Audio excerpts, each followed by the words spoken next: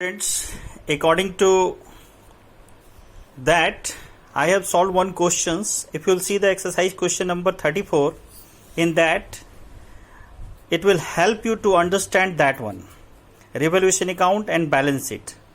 Look at here. In the adjustment, it is given that premises has appreciated by 10%. Clear? तो देखो मैंने क्या किया है, प्रीमिसेस में से का 10% निकाला है, एप्रिशिएट हुआ था तो ऐड कर दिया है, यहां हो गया 3,30,000 और ये जो ऐड किया एप्रिशिएट हुआ है दिस इज इनकम, इसलिए मैंने देखो यहां रिवोल्यूशन के इनकम में पुट कर दिया है by premises appreciated by 10%. Clear? Same second देखो, डेटर्स में एडजस्टमेंट दिया हुआ था, प्रोविजन फॉर डाउटफुल डेट 10% हुआ था, ये जो भी जितना परसेंट था, देखो मैंने किया है डाउटफुल डेट्स को डिक्रीज किया 2,40,000 और सेम ये 10,000 मैंने कहा लिखा, this is the loss. So loss को मैंने देखो provision for doubtful debts debit side लिखा है 10,000. क्लियर? थर्ड देखो, थर्ड वन इज मशीनरी.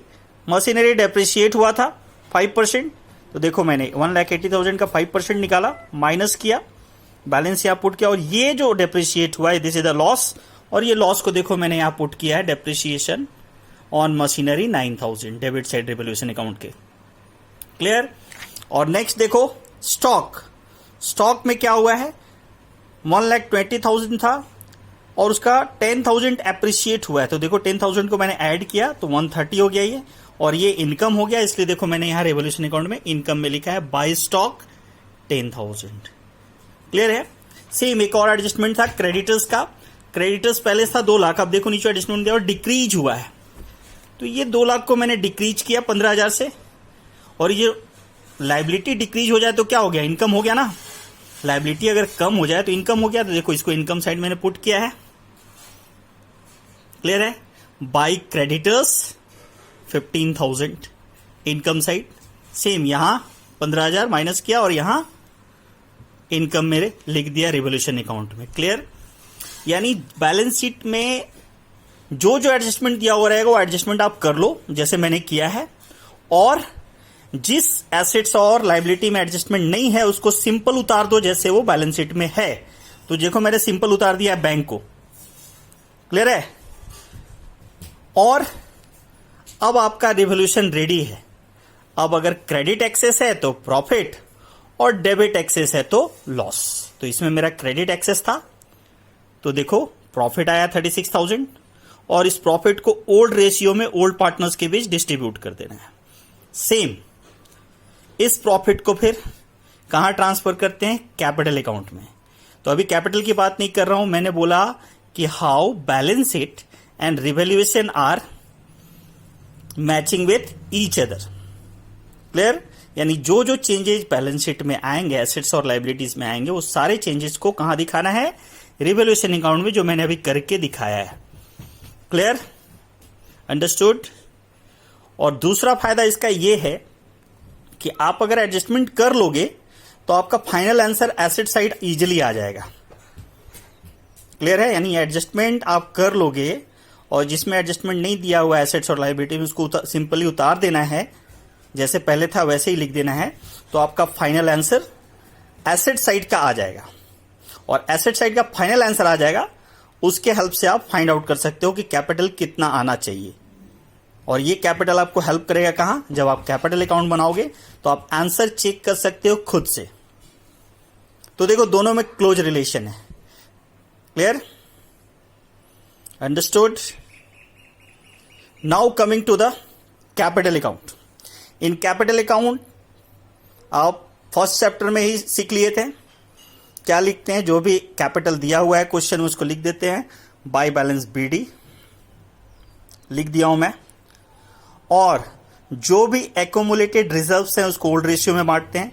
तो देखिए मैंने रिजर्व्स को ओल्ड रेशियो में बांट दिया है तीनों पार्टनर्स के बीच. रिवैल्यूएशन ये कहां से लिखा है, वहां से उठाया. देखिए प्रॉफिट यहां लाया था, प्रॉफिट को ओल्ड रेशियो में डिस्ट्रीब्यूट किया, इसको यहां उठा करके लिख दिया रिवैल्यूएशन को. क्लियर? अंडरस्टूड? और ये हो गया गुडविल का काम. गुडविल के काम के लिए मैंने आपको क्या सिखाया है, हाँ सबसे पहले लिखते हैं ओल्ड रेशियो और न्यू रेशियो, और उससे हम लोग क्या निकालते हैं, सैक्रिफाइंग रेशियो। ये देखो मैंने गुडविल का वर्किंग नोट किया है। गुडविल के लिए सबसे पहले हम लोग क्या करते हैं, सिंपल ओल्ड रेशियो लिख लो, न्यू रेशियो लिख लो, फिर सैक्रिफाइंग रेशियो का फॉर्मूला लिख लो, old ratio minus new ratio. अब तीनों का ए, बी और सी तीनों का निकाल लो, सैक्रिफाइंग आ रहा है या गेनिंग आ रहा है। तो देखो ओल्ड शेयर में से न्यू शेयर को माइनस कर दिया है, 3/6 माइनस 4/10 क्या आया मेरा, 3/10 पॉजिटिव आ रहा है इसलिए सैक्रिफाइंग हो गया। फिर सेकंड बी का भी वैसे ही करना है सेम, इसका भी पॉजिटिव आ रहा है 1/30 इसलिए सैक्रिफाइंग कर रहा है। और सी का देखो सेम वे में किया है, old share minus new share, तो इसका आ रहा -4/30 यानी नेगेटिव आंसर आ रहा है, यानी ये गेन कर रहा है।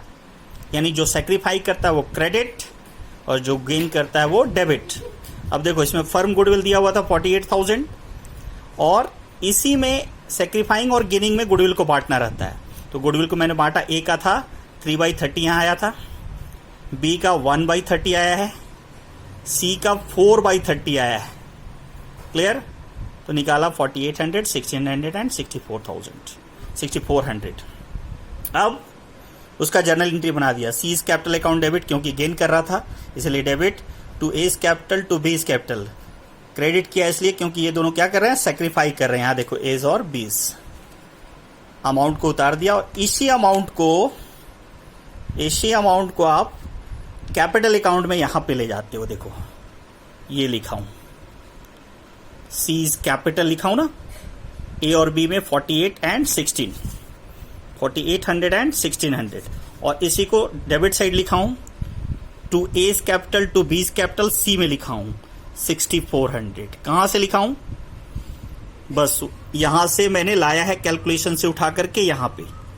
क्लियर है? अब क्या करना है आपको, कैपिटल अकाउंट में क्रेडिट से डेबिट को माइनस कर देना है। क्रेडिट से डेबिट को माइनस करोगे तो सबका बैलेंस आने लगेगा।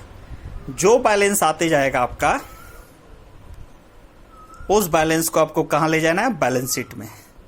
और ये देखो मैंने बैलेंस शीट में यहां लिख दिया, ए का आया था 382, बी का आया 203 एंड सी का आया 119,600। तीनों को ऐड किया 7,06,000 आ गया। ऐड कर दो अब बैलेंस शीट, लायबिलिटी और एसेट्स देखो इक्वल आ जाएगा।